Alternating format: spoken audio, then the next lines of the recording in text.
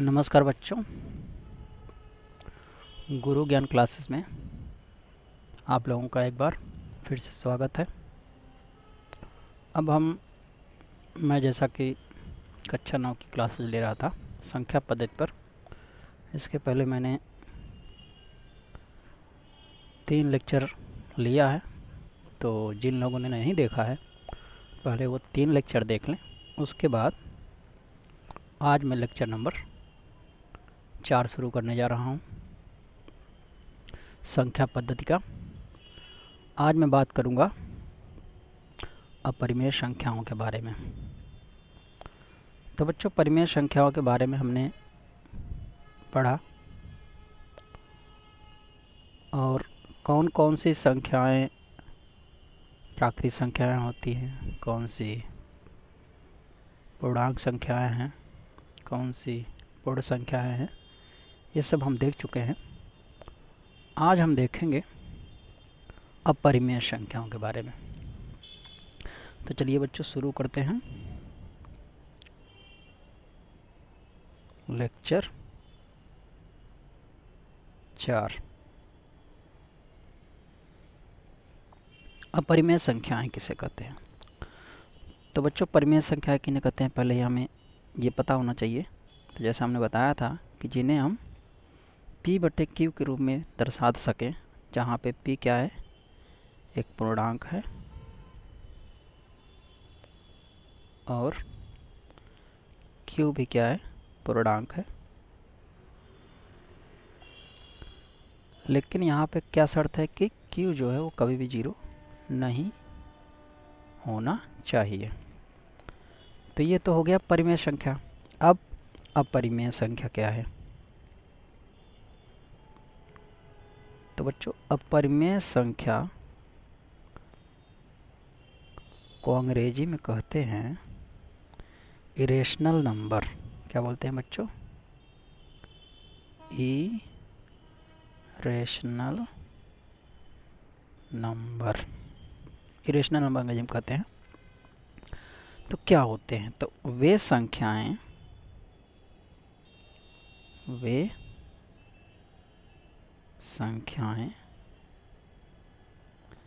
जिन्हें हम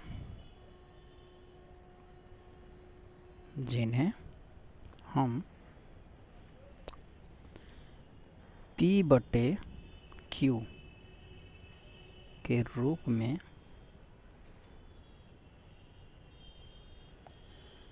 प्रदर्शित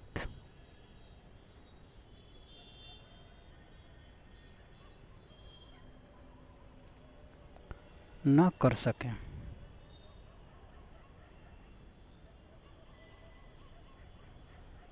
तो जिन्हें हम P/Q के रूप में प्रदर्शित न कर सकें उन्हें क्या कहेंगे? अपरिमेय संख्याएं। अब P/Q के रूप में किसे नहीं कर सकते? अब उदाहरण लेते हैं हम लोग। तो देखिए बच्चों, उदाहरण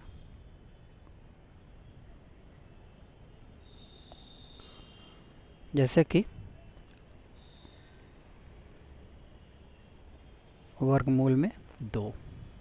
तो देखिए वर्गमूल में 2 जो है बच्चों, इसे हम P/Q के रूप में नहीं ले सकते। तो आप कह सकते हो कि सर हम इसे √2/1 तो लिख सकते हैं। लेकिन बच्चों, जैसा कि मैंने बताया था कि P/Q में ये क्या है, एक पूर्णांक है, जबकि यहाँ पे अंडर तो क्या है, ये पूर्णांक नहीं है। तो इसलिए बच्चों हम इसे P/Q के रूप में प्रदर्शित नहीं कर सकते। तो इसीलिए क्या हो गया, अपरिमेय संख्या हो गई। क्योंकि पूर्णांक मतलब क्या होता है, पूरा पूरा अंक। तो पूरा पूरा अंक होना चाहिए, क्योंकि अगर हम √2 या कहिए वर्गमूल निकालेंगे अगर 2 का, तो हमारा दशमलव में आएगा, तो पूरा पूरा अंक नहीं हुआ ना। तो इसलिए क्या है, ये अपरिमेय है। इसी तरीके से √3। सही बच्चों। लेकिन अगर मैं बात करूं √25 की, तो ये क्या है, यह परिमेय संख्या नहीं है, क्योंकि इसका मान क्या होता है, 5, जो कि एक पूर्णांक है। तो क्या हो गया, ये हो गया परिमेय संख्या। तो अंडर रूट में ऐसा मान या ऐसा नंबर जिसका हम क्या ना निकाल सके पूरा पूरा परिमेय संख्या वर्गमूल में ना आए वर्गमूल निकालने के बाद, तो वही संख्याएं क्या होंगी, अपरिमेय होंगी। या तो कोई संख्या जो कि दशमलव में हो और उसका दशमलव के बाद जो अंक आता है, जैसे कि 0.1 1 0 1 0 1 1 इस तरीके से बढ़ता जा रहा है। ये रुक नहीं रहा। क्या नहीं हो रहा है? रुक नहीं रहा है। तो रुके ना, दशमलव के बाद जो अंक आते हैं वो रुके ना। तो इस तरह की भी संख्याएं क्या हो गई, परिमेय संख्याएं हो गई। तो बच्चों ये ध्यान देने वाली बात है कि परिमेय संख्या नहीं, सॉरी परिमेय नहीं, अपरिमेय संख्या। तो जो रुके नहीं वो क्या हो गया, अपरिमेय संख्या। तो बच्चों अपरिमेय संख्या का मतलब यही है कि हम उसे P/Q के रूप में ना लिख सकें। ठीक है बच्चों, समझ में आ गया। अब हम ये सीखेंगे कि इन अपरिमेय संख्याओं के क्या हम संख्या रेखा पर प्रदर्शित कर सकते हैं। तो बच्चों संख्या रेखा क्या होती है? तो संख्या रेखा आपने पिछली क्लासेस में भी पढ़ी होंगी। तो कोई भी एक रेखा है जिस पर हम, बीच में क्या होता है, शून्य होता है। दाईं ओर सभी अंक क्या होते हैं, एक निश्चित अंतराल पर लिखे होते हैं और ये धनात्मक होते हैं। बाईं ओर के सभी अंक ऋणात्मक होते हैं। इस तरीके से आगे बढ़ते जाते हैं। यह है संख्या रेखा।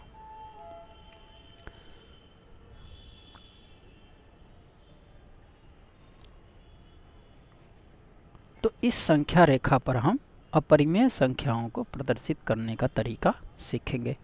तो बच्चों इस पे कैसे दिखाएंगे, ये सीखने के पहले मैं बता दूं कि इस संख्या रेखा पर देखिए आपको यहाँ पे जो नंबर दिख रहे हैं ये सभी क्या है, इंटीजर हैं।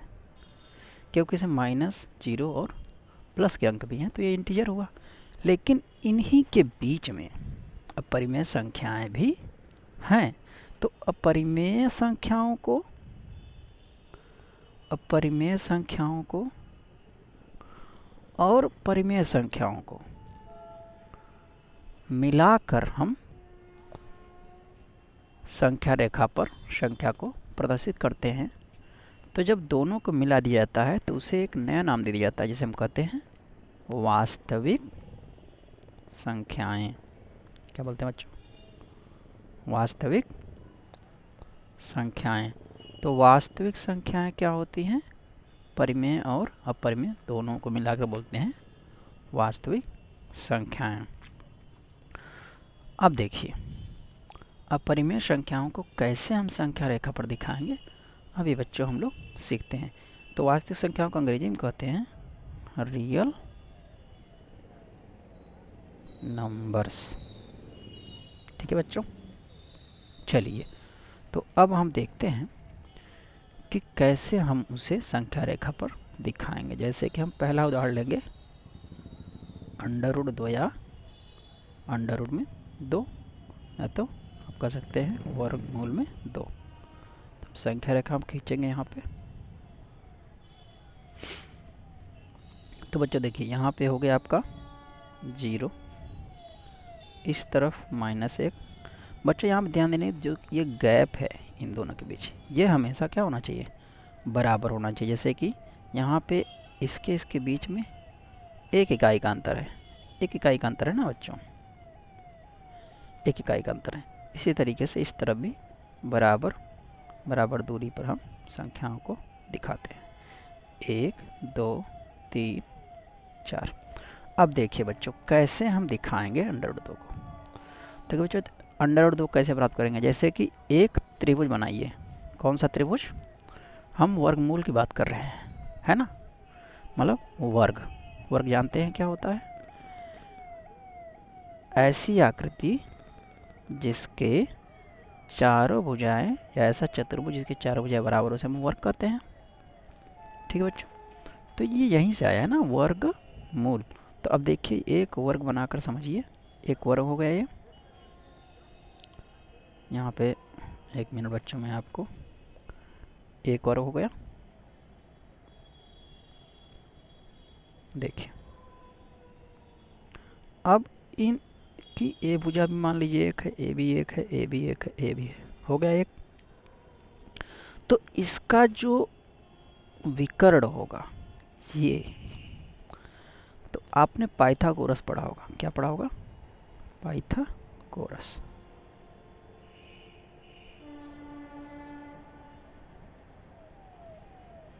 पाइथागोरस प्रमेय। तो पाइथागोरस प्रमेय के अनुसार क्या होता है कि कर्ण का वर्ग बराबर, इसे हम क्या कहते हैं? आधार। आधार वर्ग प्लस में इसे कहते हैं लंब वर्ग। लंब वर्ग, ठीक है बच्चों। आधार वर्ग प्लस लंब वर्ग होता है। तो अब यहाँ पे हमें कर्ण निकालना है। आधार भी एक है और लंब भी, तो कर्ण कितना आ जाएगा? ये आ जाएगा कर्ण वर्ग बराबर, इसकी जगह हम रख देंगे एक का वर्ग। यहाँ भी एक है, आधार भी एक है और लंब भी एक है। तो ये देखिए एक का वर्ग कितना? एक, इसका वर्ग एक, तो ये हो गया दो। ये आ गया कर्ण का वर्ग बराबर 2। तो बच्चों अब वर्ग को इधर ले जाएंगे तो अंडर रूट हो जाएगा, तो कर्ण बराबर क्या जाएगा आपका? Under root 2। इसका मतलब कि अगर हम अब संख्या रेखा पर चलते हैं बच्चों, देखिए संख्या रेखा पर यहाँ से लेकर, इस पॉइंट से लेकर यहाँ तक, 0 से लेकर 1 के बीच की जो दूरी है वो 1 इकाई है। कितना है? 1 इकाई। तो ये दूरी 1 इकाई है। अगर यहीं पे हम एक, जहाँ पे है यहाँ पे हम एक लंब खींचें, कितने लंबाई का? 1 इकाई का। यहाँ पे क्या होना चाहिए? लंब। ये खींच दीजिए 1 इकाई का, क्योंकि वर्ग में ध्यान दीजिए कि इस वर्ग में देखिए यहाँ पे क्या है? लंब है। ये इस तरीके से ये एक समलंब त्रिभुज बन रहा है। क्या बन रहा है बच्चों? समलंब। तो अगर हम वहाँ पे यहाँ लंब खींच देंगे इस तरीके से, वहाँ पे संख्या रेखा पे लंब खींचेंगे, तो ये जो रेखा यहाँ पे आएगी कर्ण, विकर्ण, इसकी लंबाई क्या हो जाएगी? ऑटोमेटिक, अगर अब ये तो एक हो जाएगा, ये भी हो जाएगा, ये भी हो जाएगा। तो बच्चों ये जो है, ये लंबाई ये कितनी हो जाएगी? Under root 2। सही बच्चों, समझ में आ रहा है? चलिए, तो इतना समय बच्चों ये हो जाएगा ना। अब देखिए हम कैसे इसको इस पे दर्शाएंगे कैसे। चलिए यहाँ पे तो हमें अंडर रूट 2 मिल गया, लेकिन हमें इसकी लंबाई 0 से अंडर रूट 2 हमें पता करनी है। तभी तो हम संख्या रेखा पर अंडर रूट 2 दिखा पाएंगे, है कि नहीं? कि यहाँ से कहाँ पे आएगा अंडर रूट 2। सही है। सॉरी। तो बच्चों अब हम क्या करेंगे? अब देखिए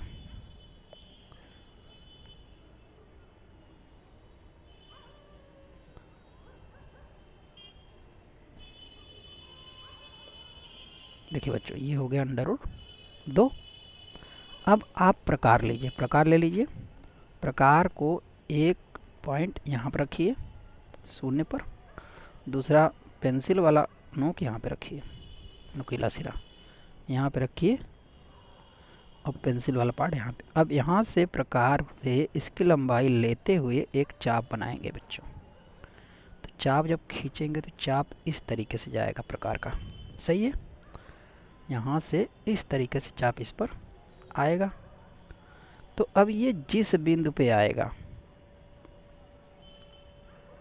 यहाँ पे ये चाप जो है जिस बिंदु पे इसे काटेगा, वो बिंदु, अब देखिए इस लंबाई को, मतलब यहाँ से यहाँ तक की लंबाई को हमने क्या कर दिया? यहाँ पे ट्रांसफ़र कर दिया। अब ये जो लंबाई है क्या हो गई? Under root 2। तो इसका मतलब कि इस रेखा पर ये हो गया आपका, ऐसे हम यहाँ पे, यहाँ पता चल गया हमें। तो अब यहाँ से हम तीर बना के यहाँ लिख सकते हैं अंडर रूट 2। तो बच्चों इस तरीके से हमने क्या किया, अंडर रूट 2 को संख्या रेखा पर प्रदर्शित कर दिया। सॉरी बच्चों। चलिए, तो अब हम सीखेंगे अंडर रूट 3 को कैसे प्रदर्शित करेंगे बच्चों। तो ठीक है, तो हम संख्या रेखा ले लीजिए। यहाँ पे मान लीजिए 0 1 2। तो बच्चों अंडर रूट 3 दिखाना है, तो अंडर रूट पहले हम 2 निकाल लेंगे इस तरीके से, जैसा कभी हमने निकाला था पहले। ये अंडर रूट 2 हो गया। अब अंडर रूट 2 के ऊपर एक इतनी ही लंबाई का, यहाँ से लेकर यहाँ इतनी लंबाई का, यहाँ से लेकर यहाँ 1 इकाई लंबाई का एक लंब खींचेंगे। कितना आ जाएगा 1। और इसका विकर्ण निकालेंगे तो आ जाएगा अंडर रूट 3। कैसे आएगा बच्चों, देखिए अब ये लंबाई हमने कितनी है, अंडर रूट 2, और ये हमने इस पे लंब खींचा था। देखिए बच्चों, ये लंबाई यहाँ से यहाँ तक ये हो गया, इस पे हमने क्या किया, लंब खींचा 1 का। तो इस तरह खींचा 1 का। इसको कैसे निकालेंगे, पाइथागोरस का प्रमेय यूज करिए। मान लीजिए ए है, ये बी है, ये सी है। तो पाइथागोरस प्रमेय के पेश करेंगे तो ए सी स्क्वायर बराबर, देखिए बच्चों ए सी स्क्वायर बराबर आधार क्या है, A B square plus B C square, लंब हो गया बी सी स्क्वायर। आधार ए बी क्या है, अंडर रूट 2 है, इसका स्क्वायर करेंगे या वर्ग कहिए। बी सी की जगह 1, इसका वर्ग करेंगे तो ये हो जाएगा 2, जाएगा 1। कितना आ जाएगा बच्चों, 3 आ जाएगा। तो अब ए सी स्क्वायर कितना आ गया, 3 आ गया। ठीक है बच्चों, समझ में आ रहा है। यहाँ देखिए कोई भी अंडर रूट अगर उसका वर्क कर देते हैं तो वो सीधा सीधा अंडर रूट हट जाता है। ठीक है, तो यहाँ से हमने वर्क कर दिया, अंडर रूट हट गया, तो ये आ गया 2 और यहाँ पे आ गया 1 का। तो 2 बार गुणा करेंगे तो ये वर्क लेंगे तो सीधा से क्या जाएगा, 1 ही रहेगा। तो 2 1 3 हो गया। तो ए सी बराबर कितना आ गया, 3 आ गया। तो ये हमने लिखा है ए सी बराबर, ए सी स्क्वायर बराबर 3। तो अब ए सी जो आएगा, अब ये जो आपका यहाँ पे वर्ग है वो उधर जाके अंडर रूट बदल जाएगा, तो ए सी बराबर हो जाएगा अंडर रूट 3। तो इसका मतलब कि समझ में आएगा बच्चों, ये ऐसे का मान। इसी तरीके से देखिए यहाँ पे आके कितना आ गया, ये अंडर रूट 3। समझ में आ गई बच्चों कैसे निकला अंडर रूट 3, ऐसे समझ में आ गया। अब देखिए, अब आइए संख्या रेखा पे। तो इस तरीके से हमने इसकी लंबाई निकाल ली ऐसी अंडर रूट 3। अब हम यहाँ से यहाँ पे रखेंगे प्रकार का एक नुकीला पार्ट और यहाँ प्रकार का दूसरा यहाँ पे, और हम चाप खींचेंगे। तो चलिए चाप खींचे यहाँ से, तो बच्चों इस तरीके से चाप खींच जाएगा। देखिए अब ये क्या संख्या रेखा पे इस बिंदु पे काट रहा है, तो जहाँ पे काट रहा है वहीं पे आप इस तरीके से अंडर रूट 2 लिख दीजिए। अब इसे हमने क्या कर दिया, प्रदर्शित कर दिया। इसका मतलब यहाँ से लेकर यहाँ की लंबाई क्या हमने क्या किया है, इस लंबाई को यहाँ से यहाँ तक की जो लंबाई थी हमको इसको ट्रांसफर कर दिया है इस संख्या रेखा पर सीधे प्रकार की मदद से। क्योंकि प्रकार की लंबाई जो ले ली यहाँ से यहाँ तक ले लिया तो वो उतना ही रहेगा। फिर उसको हमने घुमाया प्रकार को, पेंसिल यहाँ पे रखेंगे बच्चों, यहाँ पे पेंसिल रखेंगे। ठीक है, तो ये जब घुमा के आएंगे जहाँ पे कट कर देगा उसी बिंदु पे अंडर रूट 3 का मान आएगा। यहाँ पे जो भी अंडर रूट वैल्यू हो जाएगी। तो इस तरीके से हमने क्या किया, यहाँ से लेकर यहाँ तक लंबाई कितनी हो जाएगी, ये अंडर रूट 3 के बराबर। ठीक है बच्चों, समझ में आ गया। चलिए, तो इस तरीके से हमने सीखा कि किस तरीके से हम किसी भी अपरिमेय संख्या को संख्या रेखा पर प्रदर्शित करेंगे। आगे बच्चों हम ये भी सीखेंगे कि जो 0.101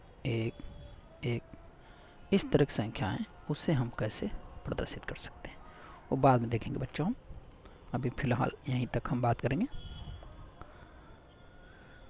तो बच्चों आज की क्लासेस यहीं समाप्त होती हैं। आज हमने बात की कि अपरिमेय संख्या क्या होती है, अपरिमेय संख्या के बारे में बात करी है। और संख्या रेखा पर इसे कैसे दर्शाते हैं इसके बारे में। संख्या रेखा पर निरूपण, दो बातें करी। निरूपण आगे बच्चों हम अगली क्लास में देखेंगे प्रश्नावली 1.2 को हल करके। तो बच्चों अब आप प्रश्नावली 1.2 के सवाल करने का प्रयास करिएगा एनसीईआरटी का, या जो भी आप के पास पुस्तक हो उसमें जो भी अगली प्रश्नावली हो अपरिमेय एक बार उसमें सवाल देखिएगा।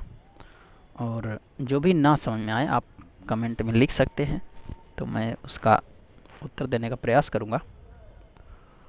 और बच्चों मेहनत से पढ़िए, मेरा उद्देश्य सिर्फ इतना ही है कि आप लोगों में एक फ्री एजुकेशन दे सकूं, मुफ्त में आपको पढ़ाने का एक प्रयास है मेरा।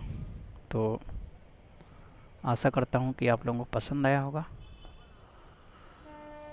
अगर जो चीज़ें न समझ में आई हो तो आप कमेंट बॉक्स में लिख दीजिए, मैं उसे सॉल्व करने का प्रयास कर दूंगा। मैं अपना एक टेलीग्राम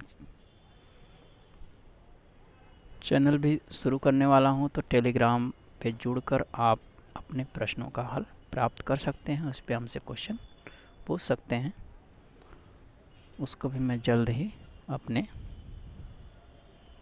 इस वीडियो के डिस्क्रिप्शन में देख लीजिएगा, वहाँ पे आपको उसका लिंक मिल जाएगा। वहाँ पे क्वेश्चन पूछ सकते हैं, वहाँ पे आपको सारे के सारे सवालों के हल मिल जाएंगे। और मैं कोशिश करूँगा कि जो भी आपके अभ्यास हैं उनका हल उस पर डाल दूँ PDF के रूप में, जिसे आप डाउनलोड करके पढ़ पाएंगे। और कोई भी दिक्कत हो तो आप उस पर मैसेज कर सकते हैं। तो ठीक है बच्चों, आज की क्लास यहीं समाप्त करते हैं। धन्यवाद।